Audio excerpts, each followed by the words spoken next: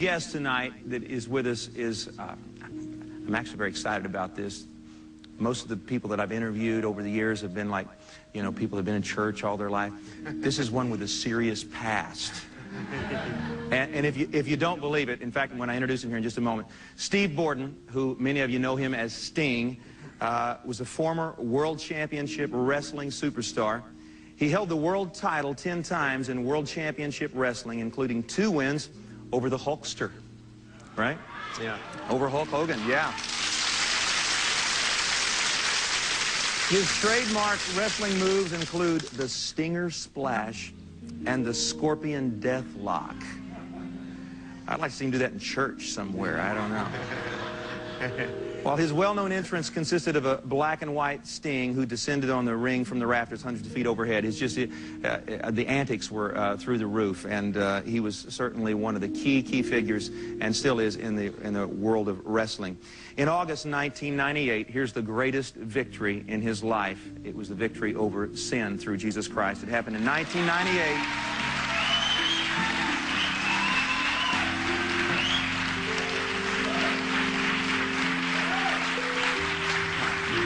And, you know, here is the brand new movie that has just come out, Sting, Moment of Truth. I don't know if you can see it. Yeah, you can see it there. Let this guy give an altar call and see if you can stay away from God. You know, when that face looks at you, says it's kind of a turn or burn. Get right with God. Anyhow, this is Sting. Steve Borden, we are delighted to have you here tonight. Welcome to Praise the Lord. Thank you. Come on, give him a good thank you. Praise the Lord, welcome. Thank you very much.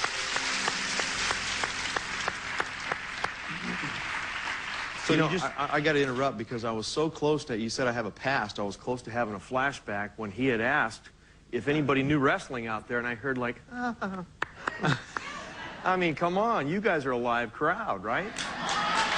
You guys know wrestling. Okay, now, all right. Now we're in. I feel like I can do this interview now. Woo! All right.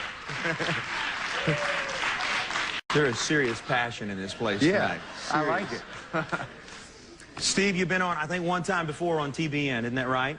Yes. And but we got some extended time here tonight. We're going to actually show a roll-in trailer of the brand new movie. And the movie is also based on your book, is that correct? Yes. Which, again, Sting, A Moment of Truth. Now, where can they get these books? Are they out yet? Yeah, you can go to Family Christian Bookstores nationwide, and you can go to Walmart, and I think pretty soon Blockbuster, Hollywood Video, places like that. Fabulous. So. Fabulous. Now, tell me about the book and the movie. What was it like, I guess, making the movie? Is the book the same as the movie, or are they different? Well, they're the same thing, and we did the movie first, and then the book came out, and the book is the making of the movie, but it is my life, it is my testimony. But I would say that the book goes into a little bit more detail than the movie does. There's some more private pictures in the book, and some more private, in-depth into my testimony and some of the stuff that happened, the choices that I made, and the consequences that I had to deal with and all that. Now, you know, this kind of had to be like maybe almost going to heaven, because you get to see your life before you, is kind of what it talks about. When you go to heaven, you'll see your life before you. Was this hard? Was this difficult as a new creation in Christ, having to act out or see pieces of your past that were no longer you? Most definitely, and you know, I've seen the movie 4 or 5 times now, and still when I watch the very end of it, and really throughout the whole thing, it just brings me back, makes me remember the man that I was, and it makes my stomach turn. But in the same breath, I see the outcome in a man who is literally pulled out of the miry clay and saved, you know? So.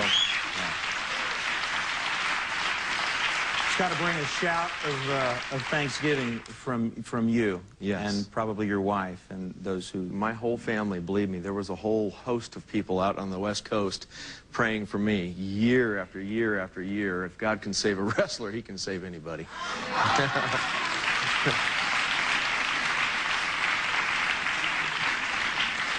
Now, wrestling grew to epic proportions. I think that a lot of people didn't realize that it would ever get that big, and some still don't even realize how big wrestling is. Right. In fact, when we mentioned it a while ago, there's some that still don't realize the magnitude of influence that wrestling had.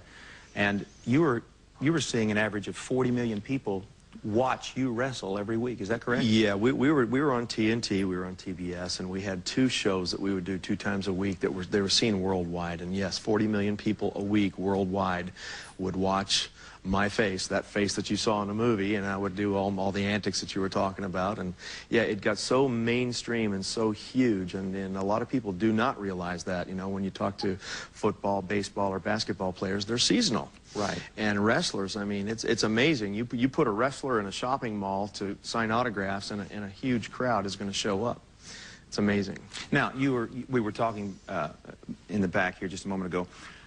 It wasn't always so glamorous, though, getting into the world of wrestling. In fact, you said you were in my hometown of Nashville before you hit big, and you were telling me how you were, what was your dinner? Oh yeah, that was just a great meal. Now, this is going to turn some stomachs out there, so be ready. Glad you're all sitting down. But we really did this, and this is depicted in the movie. My first partner, he later became the Ultimate Warrior, and his name is Jim. And we started out together as a tag team. We weren't making any money, and we literally slept in a 1983 T-Bird, which is also in the movie, because that was our address there for a little while. The T-Bird was. But we were in Nashville, and we wanted to make sure that we had the vitamin C up because it was cold and ice on the ground and snow and all that. But we had to keep the protein intake up because we wanted to keep the physiques looking right. So we would take orange juice, put it in a blender, a can of tuna, and blend it up, and then guzzle it. Yes! Good stuff. There's some people that look like they don't really believe that, but that's the truth. But some of those days weren't so glamorous. Tell us how you got into wrestling. What was the motivation? Give us a little bit of a piece of your past. You know what? When I grew up in a place in Southern California where we didn't have wrestling on TV. So it's amazing that I ended up being a pro wrestler because I never watched it. I ended up co-owning a health club in Southern California, and a guy came in one day with 3 big guys. The little guy was going to be the manager, and then he had these 3 guys, and they were going to break into the pro wrestling world and take it by storm. And they were trying to find a 4th guy, and they were trying to recruit. And weeks went by, and they couldn't get that 4th guy. And finally said, "What about you?" And you know, I was getting kind of bored with my life at the time. I had auditioned for a couple different movies, and so I was looking for something. But you know, pro wrestling, I mean, you know, I knew the name Hulk Hogan. He would come into the gym that I worked out in and work out, and they'd say, "You know who that is?" And I know him from the Rocky movie. He did the Rocky movie years ago, but I didn't know him as the wrestler. Right. So, but anyway, they ended up taking me to a wrestling event at the sports arena in L.A., and I saw Hulk Hogan and guys like, these are old school names now, Big John Studd, Andre the Giant, the British Bulldogs, the Iron Sheik, and all those kind of guys. And they took me to see this match, and I couldn't believe it. I mean, it was sold out, you know, and they had the Hulkamania, the red and yellow T-shirts, and they were holding the bandanas like this, and I said, "This is pretty serious," and I said, "Okay, I'll try this." So I went through a wrestling camp right after that and ended up getting booked in Nashville, Tennessee. Now, so Nashville was your first booking then, huh? Actually, I went to Nashville to meet Jerry Jarrett. He was the promoter, and I went to work in Memphis on Channel 5. In Memphis, small. So what year was this? So how far are we going back? That was November. It was Thanksgiving Day, 1985. Wow.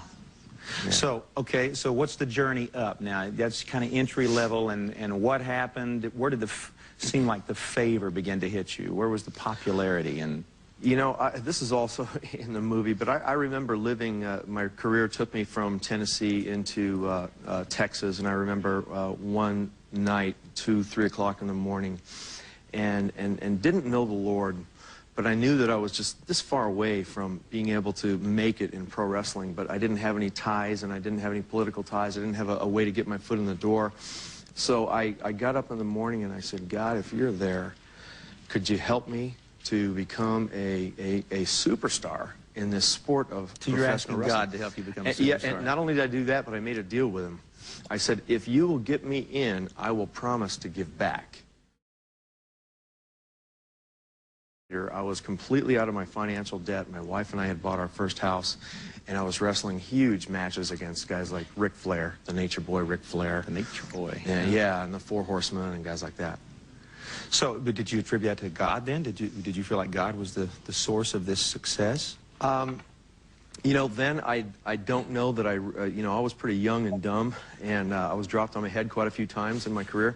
So You know what? I don't know. I don't believe that I did. Yeah. I